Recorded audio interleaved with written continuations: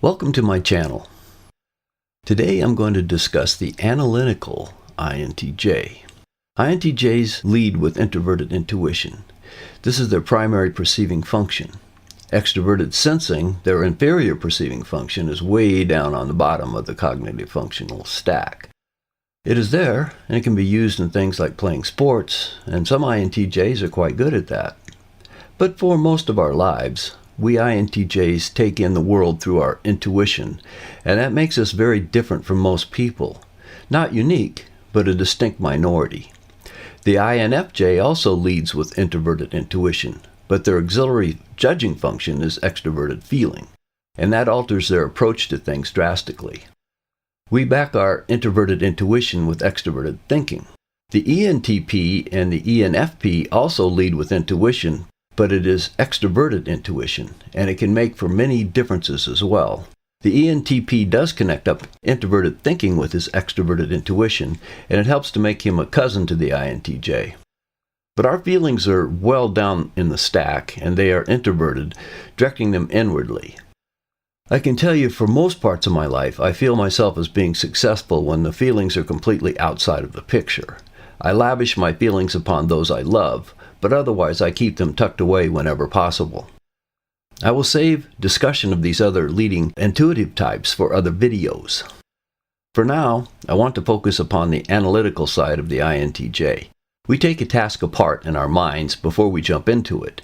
We want to understand what it is we are trying to accomplish. The older we get, the more we tend to have seen something similar before in our lives, and our intuition loves that, because intuition works with patterns and connected networks of concepts. Sometimes, if the fit is close enough, an old idea, a solution we have developed or learned in the past, will simply plug and play for the new problem. When that happens, an INTJ can look like a genius, because the answer is produced almost instantly. How did he do that? I have found that many times in my life, I have popped out with something that has turned the heads of my coworkers, in just that way. I remember one time in Navy electronics school, we were discussing parallel voltage regulation. This was in the age of tubes, and they had a gas regulator tube set across the output leads. This tube would conduct when a certain voltage was reached, and then it would conduct as much current as needed to hold the voltage at that magnitude. Later on, Zener diodes took over that role in solid-state circuits. The problem was that the way the instructor had drawn the circuit, the tube could draw so much current it could be dangerous and it might let out the magic smoke. Technicians all know that electronics is pure magic, and all components have magic smoke inserted into them at the factory so they can function. However, when you overheat them, you let out the magic smoke and the device will no longer work. The more mundane view is that you damaged the circuit and it overheated and created the smoke. But what fun is that? In any case, I raised my hand and asked if there shouldn't be a series resistor on the input side. This was very early in our training, and any technician familiar with regulators knows this, but at the time we were far from being technicians. We were just learning what a regulator even was. I was sitting at the back of the class, and all the heads in front of me turned around and looked at me in disbelief. It was a little thing. Later on in our training, anyone else in the class would have asked the same question. That we were treading new ground at the time. Intuitively, my mind told me that it had to have that resistor in order to work correctly. If our intuition is exposed to something truly new, and we don't have an instant answer, we can be very slow movers at the start. We want to analyze the task and understand it. For me, it is a case of wanting to visualize all the steps I need to take in order to reach my goal before I take my first step. My wife is an ESTP, and she has the exact opposite approach to any task. She jumps in and starts trying things, and if it doesn't work, she tries something else, and then something else. She often comments that she has to do something at least 3 times to get it right. Her forte, however, is persistence. She refuses to give up. And I have seen her work right through the night on some problems with her web page or her message board and still be working on it in the morning. She stops when she has the answer and not before. I always try to do it right the first time. I don't always succeed, of course, but I start by analyzing things. If there is a manual for a new piece of electronics, I start by reading it through, cover to cover. Then, Almost always, I can set it up and get it running and have it doing whatever it is supposed to be doing. And if there is some odd function that is not easily found by trial and error, I will know the steps to take to make it happen. I can't tell you how many times I have walked up to a problem that my wife has been struggling with and provided the solution, and she will respond, "I hate you." She knows why it happens, but she would rather struggle than to read the manual. The rewards for the two of us are different. She feels great joy in puzzling something out for herself. I feel great joy in being able to provide the correct answer immediately. But I always start with analysis. On bigger projects, this analysis phase can be quite lengthy. When there are many component parts to a task that all have to be brought together to reach the goal, there is no way I'm going to just dive in and start trying things. I take in all the data I can find about the project and the things that will go into it. I want to be able to look at it from many sides. And when I start to move forward, I will be upset by surprises, not because they are there, but because I missed them before I started. When organizing material to present to a class, I have found the outline to be a great analytical tool. You can start by listing all the important parts of the material in an outline. Let's say you want to teach a class on how to conjugate a verb in English. You could start by explaining the purpose of conjugation, so your outline would lead with that topic. You then would list all the different possible changes that a verb can go through to be properly applied, as to person, number, gender, tense, aspect, mood, or voice. Once you have all the skeletal parts listed off that you know you will include, you can then go back and flesh it out. You list examples for how conjugation helps to convey information. You list examples for each of the conjugation conditions and explain how they are used and why they are used at each step. Once you feel you have all the proper parts listed, you then go through the presentation in your mind.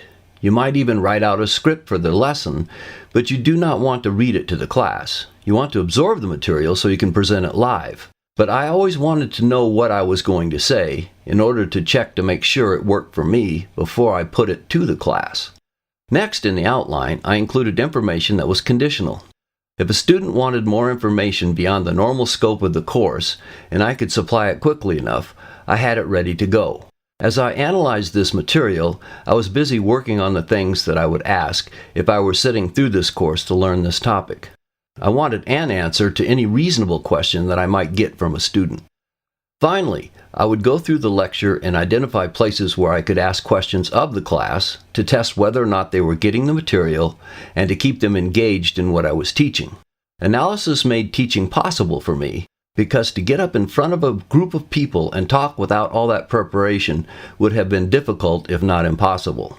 INTJs who are clear on a topic are happy to talk whenever they have someone who will listen with an engaged mind.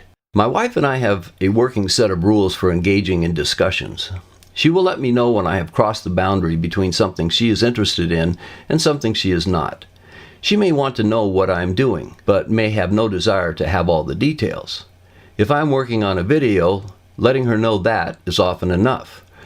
If I start going into the details, she lets me know quickly if I'm giving her too much information. She admires the way I think, but she doesn't want to get tangled up in all the details most of the time. Another project might be less well defined, or at least the path to success may be obscure. Let's say you have a large system, like an ion implanter or a CAT scan machine. If the machine fails, you have to come at it in a different way than organizing material to present to a class. But I still lead with analysis. I start by gathering in the symptoms of the failure. Is the machine a completely dead box? Or is there only some minor function of the machine that is not working? I start by getting all the data I can. There may be recurring problems or some very simple things to check quickly. Is power arriving at the machine from the building facilities panel? Is the main circuit breaker on? Has one of the emergency cutoff switches been accidentally hit? Depending upon the symptoms, there may be a quick response that can be taken as part of the symptoms gathering process. Complete power loss is so catastrophic that the path to solving the problem is pretty straightforward usually. But if an ion implanter is doing something subtly wrong, or a CAT scan is streaking images, it takes more analysis. Even the analysis might have to come in steps, and you eliminate one thing after another and end up in an area that you know must be malfunctioning. But that area is highly complex itself, and you are forced now to identify the symptoms that this one particular area is presenting, and you start to eliminate possible causes. I think that doing this for so many years built up my introverted thinking skills, because the more I knew about a system, the easier it was to work on. Having an internal picture of that system and how it worked helped a great deal. The same analytical approach will be applied to engineering. There is a need for an electronic circuit or a system. There is a bridge to be built. A problem needs to be resolved, and you are designing something to resolve it. You start by analyzing the need itself and make sure that what you are going to build will be something that actually will solve the problem. You then set to analyzing what exactly is required and break it down into parts that can be utilized to build whatever it is you need. You analyze what is the most efficient method of construction. For if it is going to be built under special conditions, you have to allow for that. And something that I can say fails to happen more often than it should, maintenance. We technicians used to joke, but only partly in jest, that an engineer should have to take his creation apart at least 3 times and put it back together, so he could see how difficult it was to work on. Sometimes things are designed extremely well for the technician, but sometimes it seems like that was given no thought at all. I think that most INTJ engineers will have that area well covered. Whether it is finances, planning his success path in a job, or pleasing his mate, an INTJ analyzes what he is going to do first, and then he does it, and in most cases, he does it well. If you enjoyed the video, please hit like, and if you haven't subscribed yet, please do. I'll see you next time.